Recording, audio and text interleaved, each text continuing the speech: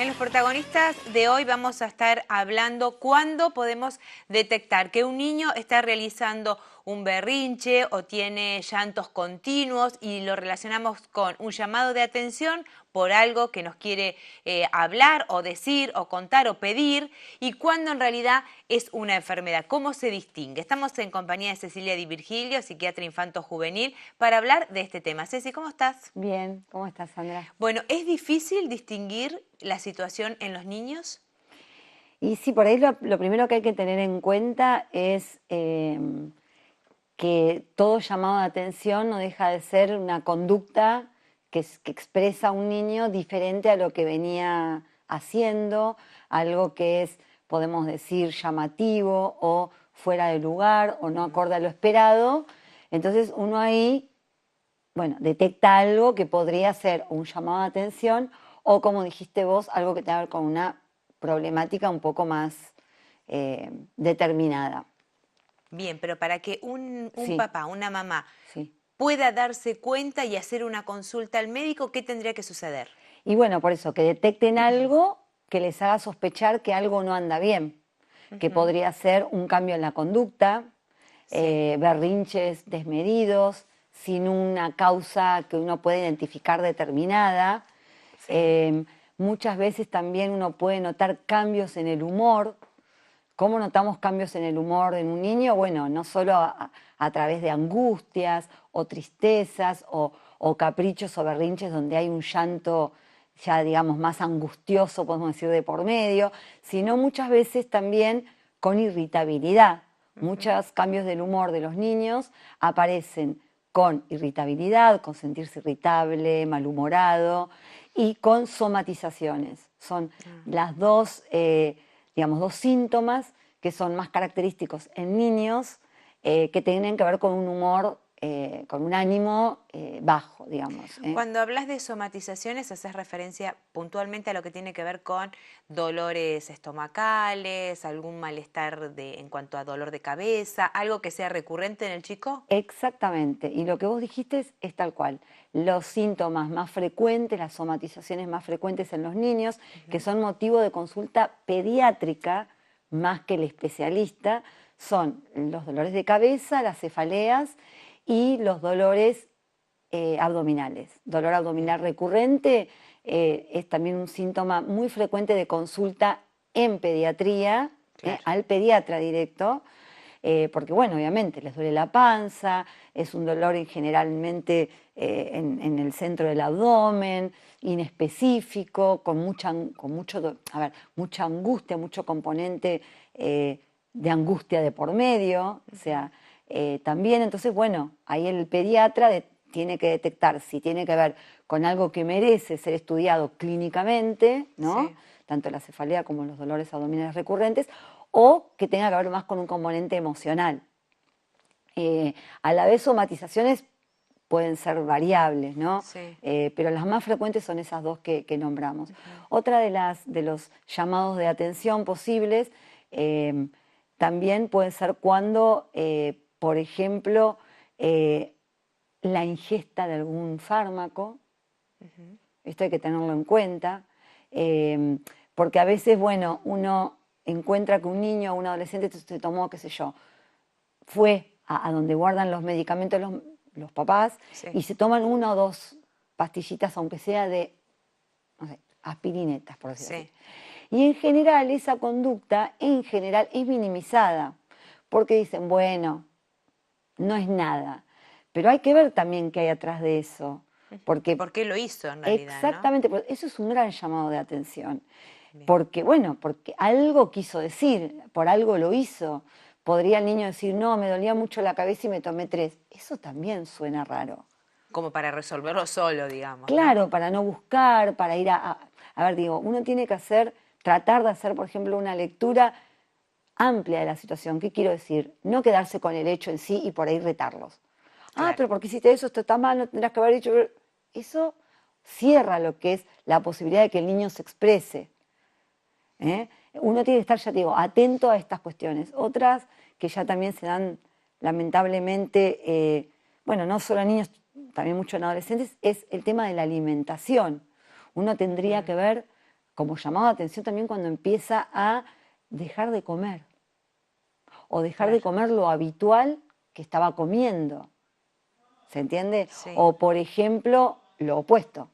O, digamos, comer mucho, que tiene que ver con alguna ansiedad, con algo que le esté pasando y que tal vez no sea exactamente un llamado de atención, pero bueno, uno no dejaría de tener que prestar atención para saber si esto persiste en el tiempo, si es algo transitorio, si hay un estado, por ejemplo, que lo motiva, como un examen difícil, como algún viaje, bueno, o algo que los moviliza, o algún acontecimiento familiar, o algo que los moviliza de tal modo que haya aumento de la ansiedad, o tal vez también a ver, como se dice vulgarmente, se les cierra el estómago, que dejan de comer, también es un llamado de atención. Digamos, sí. Cecilia, vos hablas de no minimizar aquellos síntomas que son recurrentes, es decir, prestarle atención porque en realidad al chico lo que le pasa, o sea, si le duele el estómago, le duele el estómago, es Sí, real. Sí, por supuesto.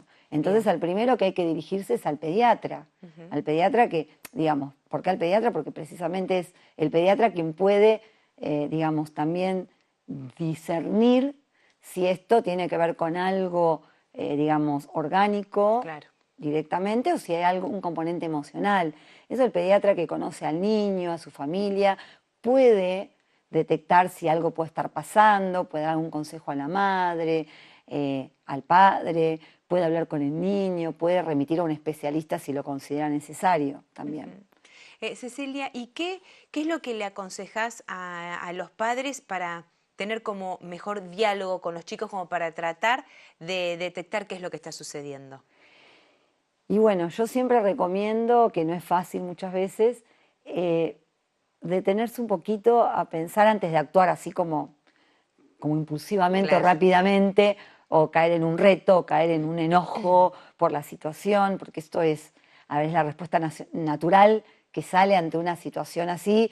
Uno reacciona, digamos, como uno mismo, de decir, wow, pero cómo hiciste esto, pero cómo, o sea, entonces yo digo, bueno, detenerse a pensar un poquito después de alguna situación así que nos haya alertado, decir, bueno, a ver, si está pasando esto, yo tengo que acceder a poder conversar con mi hijo, con mi hija, con mi sobrino, si es alguien cercano, o en el caso de, por ejemplo, una docente, con el alumno, como para ver, para poder llegar a ese niño, ¿no? De un modo ameno, no censurador, podemos decir, ni por el lado del reto, ni del castigo, porque eso sabemos que cierra toda posibilidad de comunicación. Entonces hay que buscar, bueno, esos elementos que, bueno, van surgiendo de acuerdo a la relación que uno tenga y que uno haya generado y que uno genere en esa situación en particular para poder acceder. Pero por eso siempre digo, tratando de uno, primero pensar cómo llegar, porque si no uno responde como primero le sale. Susto o, Exactamente, desde la protección, desde el susto, desde el enojo, desde el castigo, pero a ver, hasta con una buena causa, pero no es el modo de poder llegar. Entonces, bueno. ¿Y estos llamados de atención o sintomatologías de la que estabas haciendo referencia, hay edades puntuales en las que sucede, digamos, desde la infancia hasta la adolescencia o es en general?